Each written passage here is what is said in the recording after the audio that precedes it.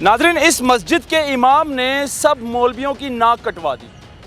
यकीन माने, बताने में भी शर्म आ रहा है कि एक मासूम बच्चा जिसकी उम्र लगभग 13 साल है, ये मस्जिद का इमाम, ये खबीस मस्जिद के अंदर इशा की नमाज के बाद उस बच्चे के साथ बदफेली करता है, वो भी मस्जिद के अंदर। FIR एक साइट पर मौजूद है जो आप देख रहे हैं। ये खारियां ज़िला गुजरात का वाक़या है। अब वाक़या क्या है, इस FIR के मुताबिक मैं आपको बताऊं। बच्चा 13 साला जो कि इशा की नमाज़ पढ़ने के लिए जाता है मस्जिद। नमाज़ पढ़कर जब जमात हो जाती है, इशा की नमाज़ ख़त्म होती है, तो बच्चा अकेला वहाँ पर नमाज़ ख़त्म करके कुरान पाक पढ़ने लग पड़ता है और इसी दौरान मस्जिद खाली हो जाती है। सिर्फ इमाम मस्जिद और एक बच्चा अकेला मस्जिद में रह जाता है। मस्जिद इमाम क्या करता है कि बच्चे को एक छोटे से कमरे में ले जाता है जहाँ पर साउंड सिस्टम पड़ा रहता है। यानी कि हर मस्जिद में एक छोटा सा कमरा लाजमी होता है जिसमें साउंड सिस्टम होता है मस्जिद का।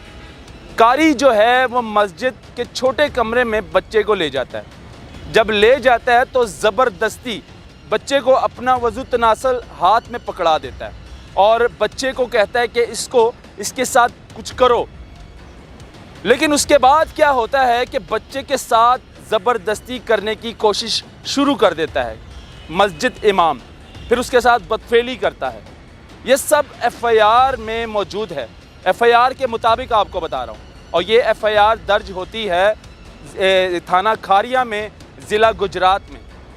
लेकिन कहने का मकसद ये है, बच्चे के साथ जब वो बदफेली करता है तो बच्चा घर जाता है, बच्चे को पेन स्टार्ट हो जाती है, बच्चा घर जाता है, परेशान होता है, तो बच्चे का वालिद कहता है कि भाई क्या हुआ बेटा।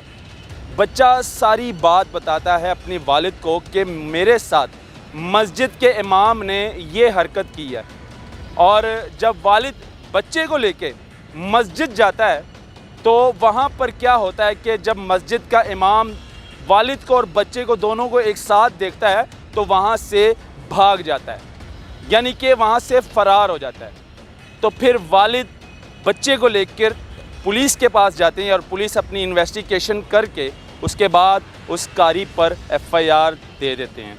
376 की FIR दर्ज होती है बच्चे के साथ बदफेली की।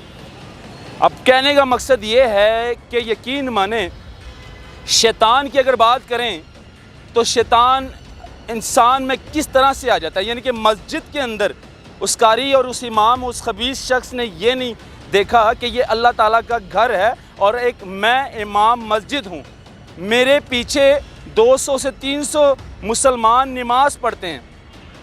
ऐसा क्या हुआ कि उसने इस बच्चे के साथ ये हरकत की और FIR दर्ज हो चुकी। ये मैं FIR के मुताबिक आपको बता रहा हूँ, जो FIR में दर्ज हुई हैं बातें, ये मैं वो बता रहा हूँ आपको।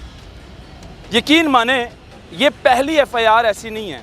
इस तरह पहले भी काफ़ी, यानी कि कारी और मदरसों में जो मौलवी टाइप हैं, उन्होंने इस तरह की हरकतें की हैं और FIR दर्ज हुई हैं।